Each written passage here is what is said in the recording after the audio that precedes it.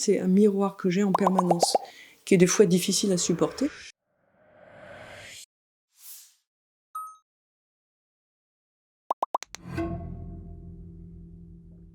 Et je suis sculpteur, voilà, de métier, et donc j'ai fait des études aux Beaux-Arts. Donc j'en ai fait quand même pendant 10 ans, hein. Donc j'ai commencé à Reims, après je suis allée à Strasbourg, et après je suis restée 7 ans aux Beaux-Arts de Paris. Et puis j'ai continué tout le temps à faire de la sculpture. Et depuis que je suis à Nantes, j'enseigne la sculpture. J'ai des élèves, j'organise des stages, des cours hebdomadaires. Au départ, je pense que je suis pas du tout dans un milieu artistique, et je voulais de toute façon faire un métier artistique quand j'étais jeune. Puis mon professeur de dessin est allé voir mon père et il lui a dit elle pourrait rentrer aux Beaux-Arts. Donc je suis rentrée pour être décoratrice, qui était un métier noble pour une femme.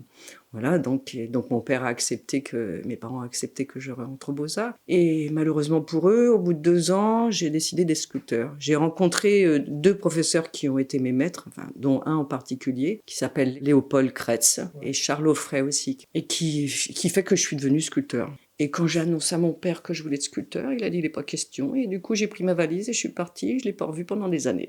Voilà. Il y a eu Rodin, qui a été aussi un maître pour moi aussi. Et puis, depuis quelques années, c'est Carpeau. J'ai beaucoup plus d'affinité qu'avec Rodin, parce qu'il y a le côté humanité qu'il y a pas dans Rodin. Rodin, c'est fort, c'est puissant. Et Carpeau, c'est plus doux, c'est plus vivant, c'est plus joyeux. Je fais que des nus et des portraits, et je travaille toujours avec un modèle. Parce que pour moi, c'est la nature qui me nourrit. Je trouve que la nature est tellement belle que c'est ça que j'ai envie de saisir. Et en même temps, avec un modèle, il se passe autre chose. Il y a quelque chose de vivant. Il y a une correspondance entre le modèle et moi. Humainement parlant aussi, c'est quand même important. Donc je saisis aussi quelque chose de la personne. Quand je fais le buste de quelqu'un, c'est incroyable. J'ai l'impression de rentrer dans son univers et de voler un petit peu quelque chose de lui aussi, hein. Et les mains, elles font toutes seules. En fin de compte, maintenant, je suis arrivée à un métier où je regarde le modèle et les mains elles travaillent toutes seules. Je dessine pour trouver une pose avec le modèle. Et là, d'un seul coup, je me dis, tiens, c'est celle-là que je vais faire. Parce que peut-être elle m'évoque quelque chose qui m'intéresse, enfin que je trouve harmonieux, et effectivement un peu, enfin plutôt en mouvement aussi, qu'il soit pas complètement statique. Je ne donne pas de temps. Je veux dire, je vais un peu comme Picasso. Quand je faisais un buste, le premier buste que j'ai fait, j'ai travaillé 2 ans dessus. Maintenant, je peux faire 2 heures. Bon, je travaille plus longtemps, bien sûr, mais je veux dire, la comparaison, elle est là. Je fais un petit croquis, le petit croquis, avant, il me fallait 1 an, alors que maintenant, il se fait en 3 minutes. Le temps n'existe pas. Et puis, il y a des sculptures où je travaille très longtemps, je suis pas contente, je reviens dessus, et puis d'autres qui sortent comme ça, naturellement. Là, c'est un petit peu différent parce qu'en réalité, c'est une boîte de Nice qui avait cette commande de refaire un casino à Macao.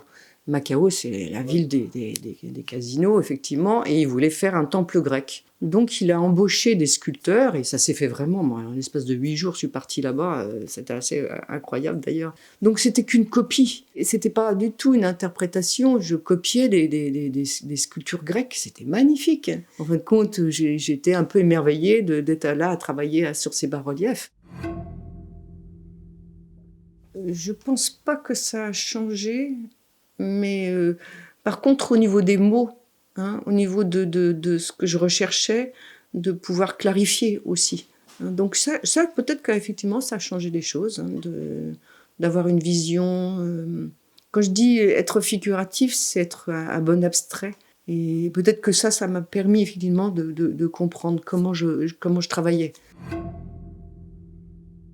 Alors, il y en a un, effectivement, qui est très, très important pour moi, surtout en ce moment, c'est que je fais du tango argentin. Et j'en fais énormément, hein. J'en fais au moins je prends des cours, et puis je danse des heures et des heures par semaine aussi. Et il y a un rapport avec la sculpture. Parce que, je veux dire, c'est aussi exigeant que la sculpture. Et en même temps, la danse, je parle souvent dans les cours, je parle de danse en sculpture aussi, hein. Je veux dire, c'est la danse de la vie. Pour moi, la vie, c'est le mouvement. Et la sculpture, je ne cherche que, à la limite, que le mouvement dans cette sculpture. Hein, c'est ça qui va lui donner cette vie aussi. Hein. Et j'en parle beaucoup. Et quand je dis aux élèves, choper le mouvement, c'est ça qui est le plus important. Et les proportions, c'est une chose, mais le mouvement, c'est d'abord la première chose à comprendre. Et de voir que là, on est tout dans la dissymétrie. Enfin, je veux dire, et choper cette dissymétrie. Et quand je fais le visage de quelqu'un, quand je fais le portrait de quelqu'un, il est complètement... C'est là que je vois toute la dissymétrie. On voit bien quand on prend une photo à droite, une photo à gauche, comment c'est complètement différent. Et ben c'est ça qu'il faut choper. C'est ça.